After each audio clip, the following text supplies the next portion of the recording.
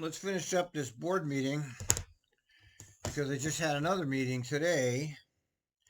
And in this meeting today, I only caught a little piece of it, but it happened to be the piece where they just voted to raise your fares 40%, 40 cents in January 2024. So a year from this year, you're gonna see a substantial fare increase. 40 cents is pretty substantial. And if they don't have their shit together by then, because you really shouldn't be paying anything for their service right now, it's so bad.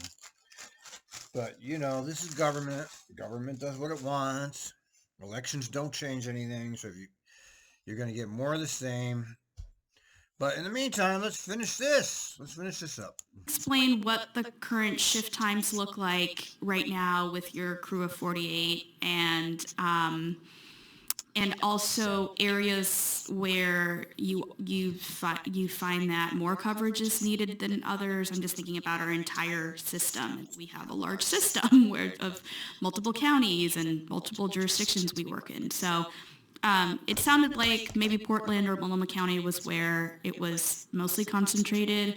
I don't want to assume that, so I just wanted to hear from you if you're also getting spread out to other areas. Yeah, absolutely. So the team started with 12, which didn't leave us a lot of area to cover. We only had one shift in the beginning. We've grown to 48. We have 4 shifts technically now. We have a day shift from 7 a.m. to 3 p.m., and then we have a swing shift from 3 p.m. to 11 p.m., and we service Monday through Friday or Tuesday through Saturdays, or what their schedules look like currently. We just rolled a Saturday shift a couple of weeks ago, so we're still ironing out how that looks, but overall we've been doing it for a while, so very confident. During the day, we don't have set routes, given the fact that we come across incidences organically. There's no They don't have set routes. They come across incidents organic. You mean they're just wandering around aimlessly? Oh God! Oh my God! And they're roaming around in packs. You heard her say that they're in packs. They don't spread themselves out. telling where I'm going to be needed or how I'm going to have to interact with this individual. I might be scheduled to go X and I have to go all the way to Y just because we ran into the situation.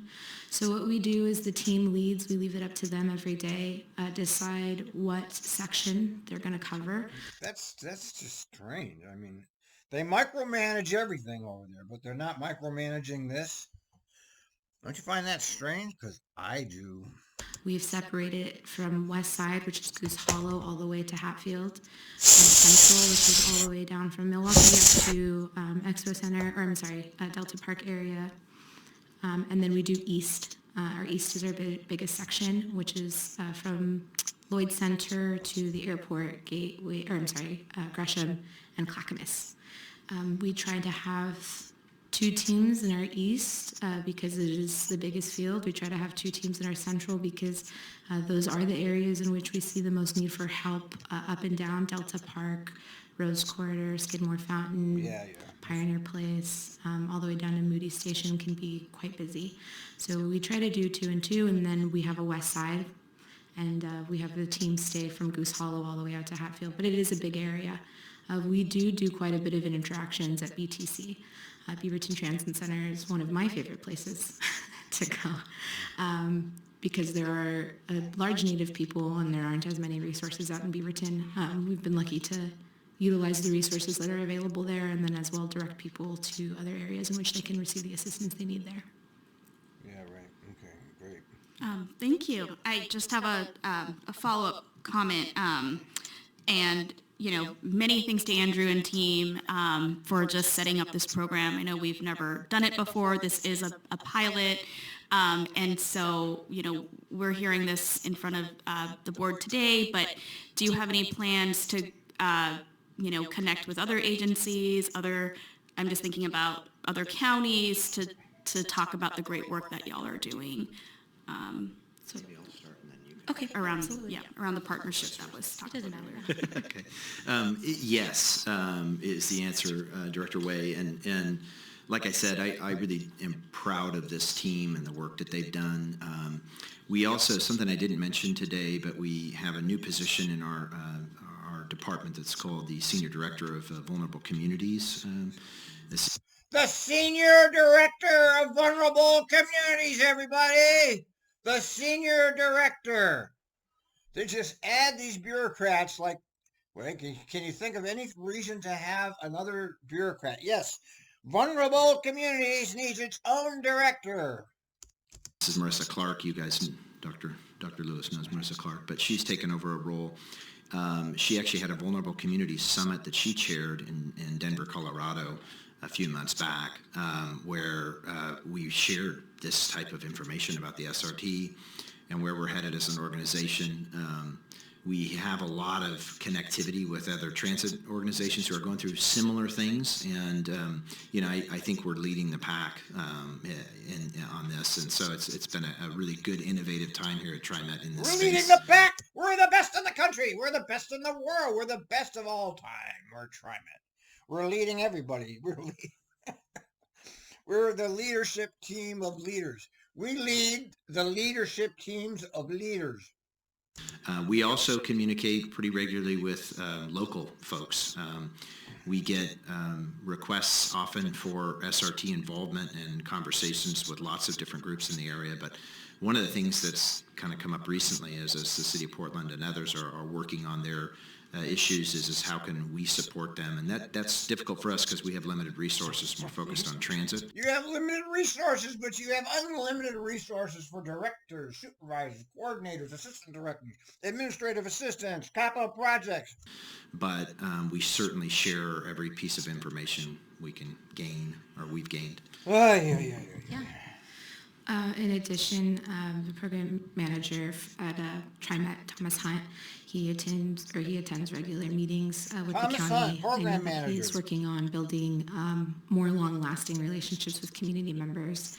As far as long-lasting relationship with community, it's fucking ridiculous. On the ground floor, our team has the opportunity to speak with members of the community throughout the day, and so we do come in contact with a lot of people who work at a lot of different agencies, as well as our members have worked at these agencies previously. We've been able to develop personal relationships with individuals, program managers, program directors, and employees that have allowed us to maybe have a little more access to services than we would without that relationship building piece.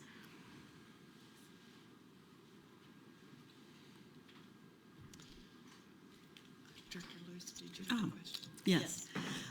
Thank you. And thank you, Beverly and Alan, for being here and taking time out of your day. Just a couple of logistic questions, and I think it would be helpful for the board to hear and those here with us today. Alan, I notice you're wearing an earwig, which is to a radio. Board Member Mary Lewis, his name is... Right. So we did have, Alan was supposed to be here. It's Mo today, though. It's Mo today. Apologies. It's not your fault. So can you tell us where you are transmitting to, one or two reasons why you would use it, and is it going into the Rapid Response Center? I mean, who are you reporting to? That would be helpful. And then my second question is for Beverly. Can you share what type of incident reporting forms? I mean, if you do have an incident, I know you're reporting them. Does that information go to TriMet and to PPI? I mean, who is getting the data, and is it, uniform? Okay. Yeah, I'd be happy to answer that if Mo, you want to start. Yeah, definitely. Excuse me, I'm going to cross on the side. Thank you. Hello, my name is Mo. This earpiece calls directly to OCC from this module here. And we stay on specific air channels depending on the geographic location.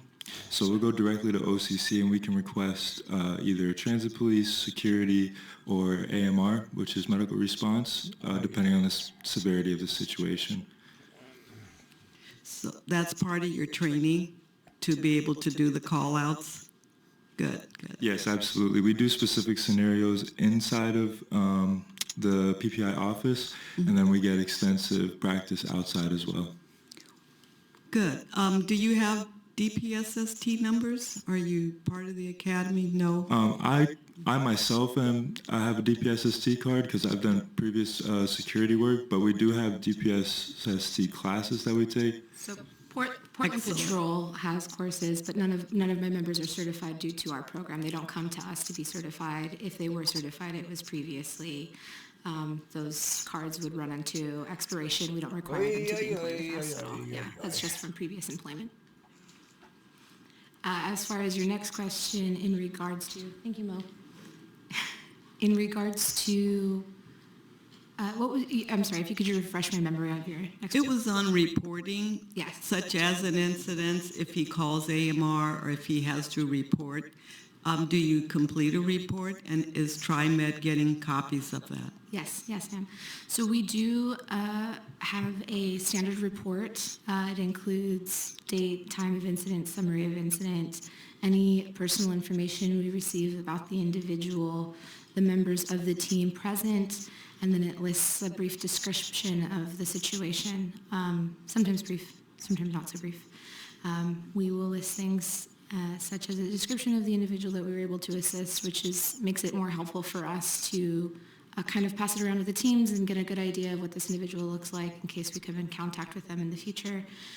We list the breakdown of the situation, the ways in which our team handled the situation, and the ways in which the situation was resolved. Those then go directly to shift supervisors, and then very recently that was me, so I would review all of our reports, and then when they were ready to go, we'd sign them and send them off to our assistant and general managers of the safety response team at TriMet. So we carry a copy at PPI, and then TriMet has provided a copy of all the reports written, yes. We're keeping a lot of data on contacts. Oh, you got a lot of data. We got data. We got rooms of data. We got $100 million IT department. We're doing everything except providing transit service. Sorry, we can't give you any service. We got all this other shit, but we can't do that. And what those contacts, how they originated, how they resolved, etc. And I'll share some of that data with you all, if that's all right, and you can kind of comb through it. But there's quite a bit. There's data. This is a pilot, so we really wanted to We've understand. got as Beverly data. said earlier, We're a we've leader. been We're learning leaders as we've in our gone along, team. so. The question I have is, you're at 48. Is there a plan to increase the number? And if so, 48. You need 48 drivers. You don't need 48 of these people, okay? You need 48 drivers. These people are I don't really know what they're doing because we can't see it. is your optimum number of individuals based on the scope of our transit system? I don't know that I have. It's a great question. Thanks, Director Simmons.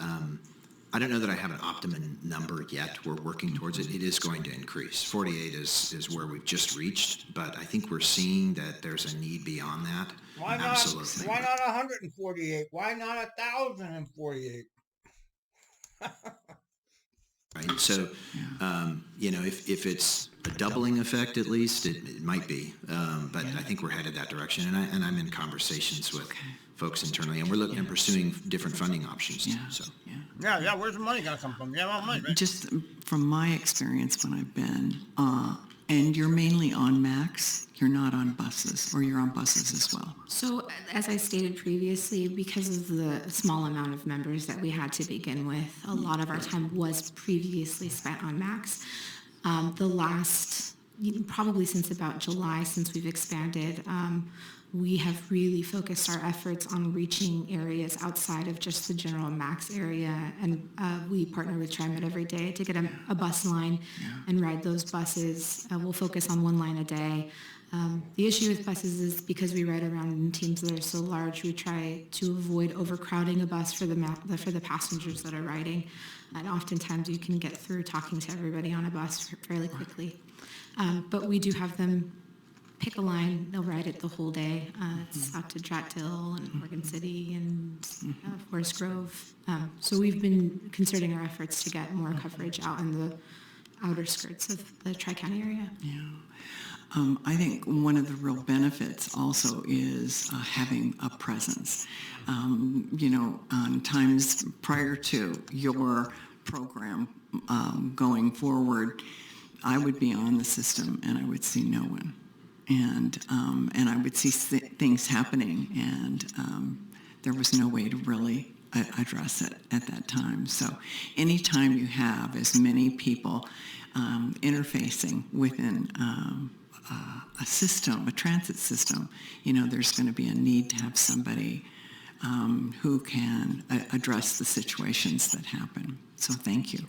Yeah. A lot of our success is just being present and available for Exactly. people in need. So. Yeah, exactly. Thank you. We are using a risk-based approach in terms of where people, what lines are the right lines to be on. Yeah.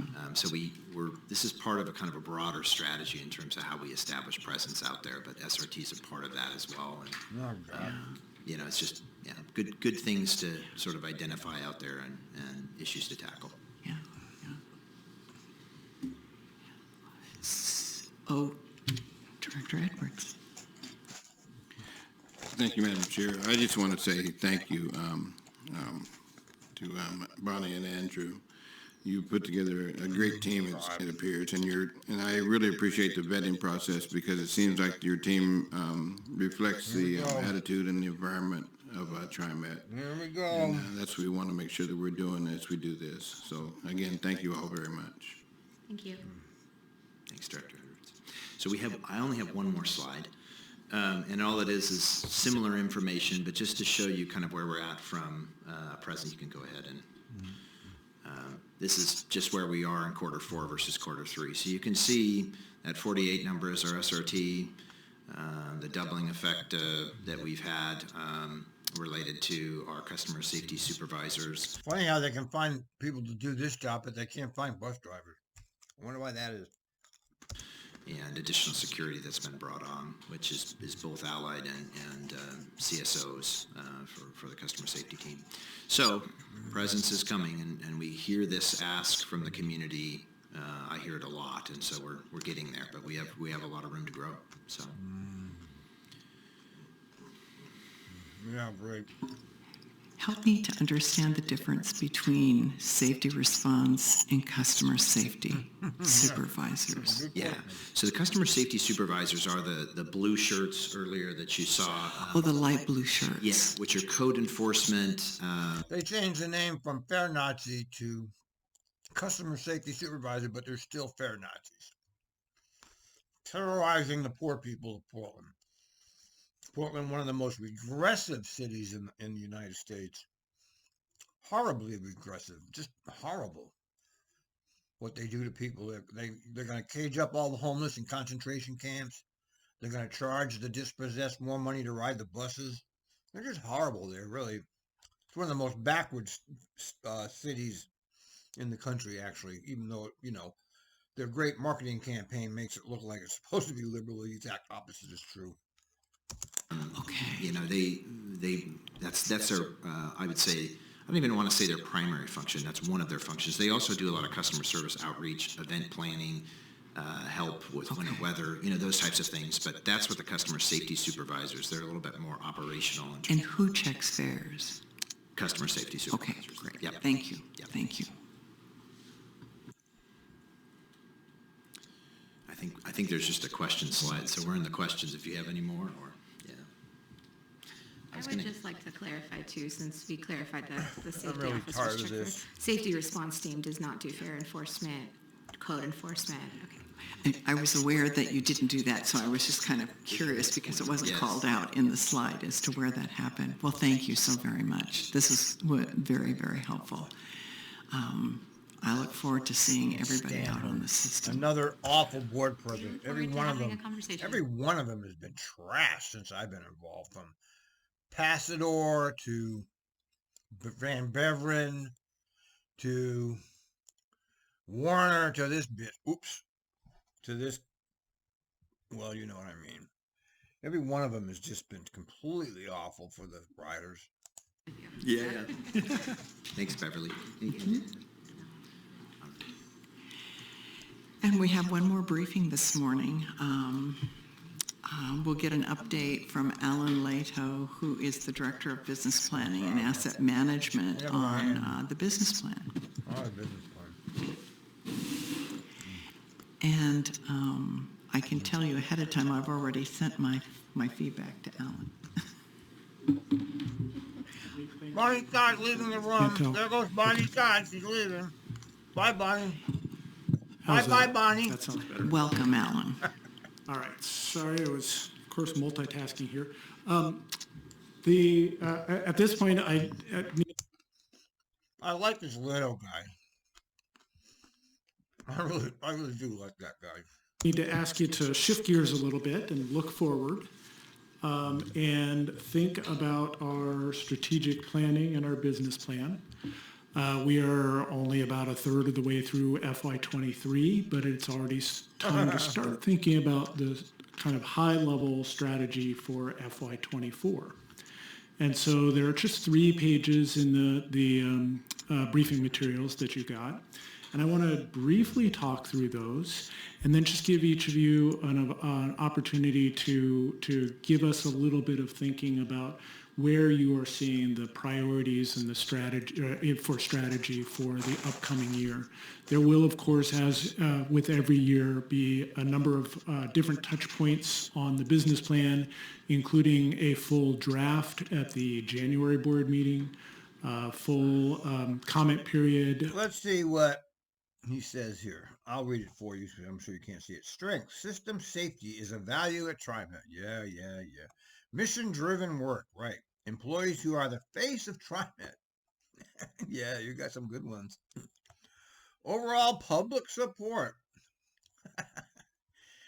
Yeah, I suppose. Taking clear steps to reduce greenhouse emissions. Yes. Progress on providing more comprehensive information to customers. Yo. Accessible open data with good supporting information. Support from congressional delegation. Demonstrated desire to work across departments and divisions. High hot pass use. Fare capping and greatly reduced fare.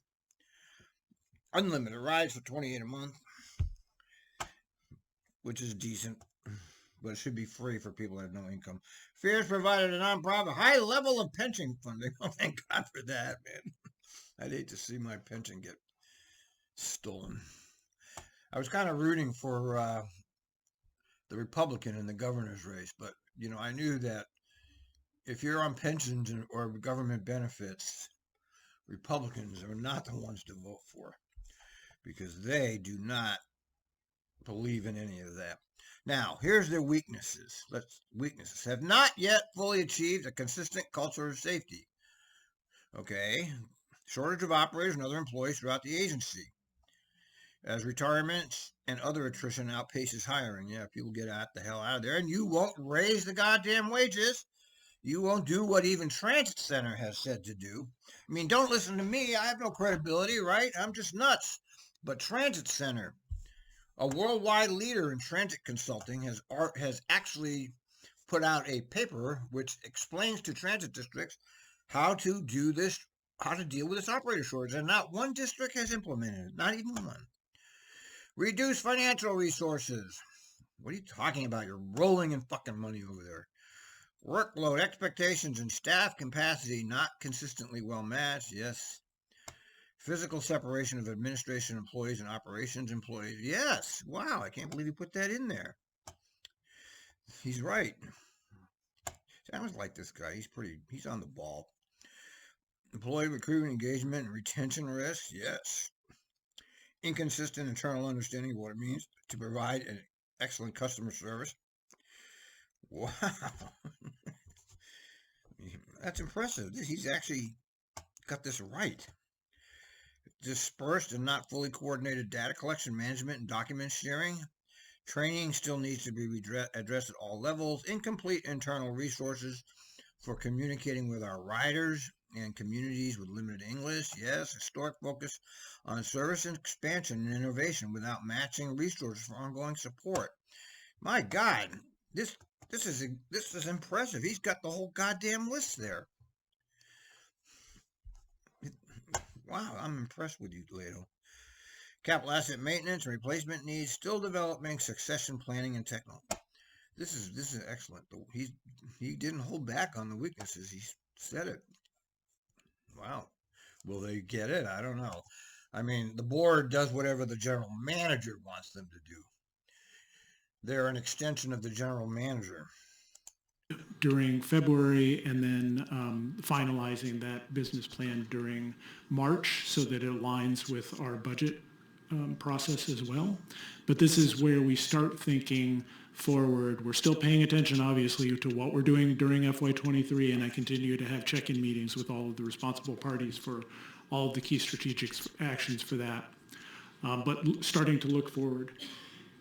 And what I provided for you is a lightly edited version of the strengths, weaknesses, opportunities, and challenges pages, as well as a rewritten strategic priorities. I'm going to give you just a couple of quick highlights on this, certainly not read the whole thing to you, and then see what kinds of feedback or thoughts you have for us to start thinking about as we go forward.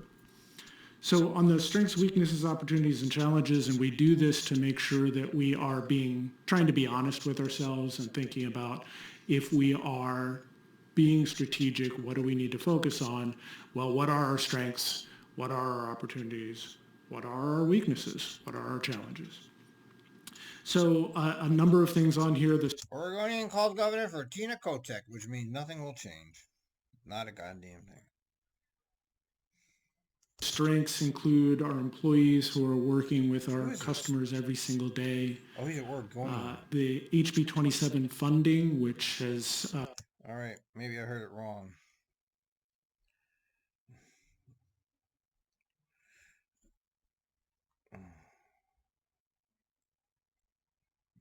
Yeah, let's do Don Eiler. I like this guy.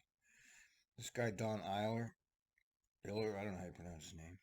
He's a driver over there. He's fucking great. That guy's great. Why can't they have people like him behind the wheel? Why don't you get people like that? Why don't you get people like Don Eiler? What's so difficult about getting good people? Is part of what allows us to do. And don't forget about Rippy. He needs to be an example of a good driver too. And a lot of other people like Paz was good. Maniac Mikey is good. A lot of people that I interact with are good drivers. Actually, I don't know any of the bad drivers. The ones that we keep hearing over and over, I don't know any of them. And you got to remember, what we're hearing on the radio is just all the negative. So we're not hearing any of the positive, and that does kind of give people the wrong idea. The Forward Together work. Overall positive public support of TriMet and expanding service.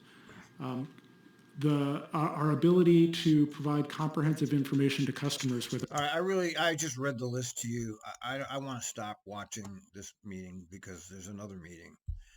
So I just read you this. I was impressed with his list. He's going to go ahead and read this to the sock puppets, and the sock puppets will ask some ridiculous questions that don't matter, and it will pass unanimously. So we're gonna end this meeting here, and I hope you enjoyed it as much as I did.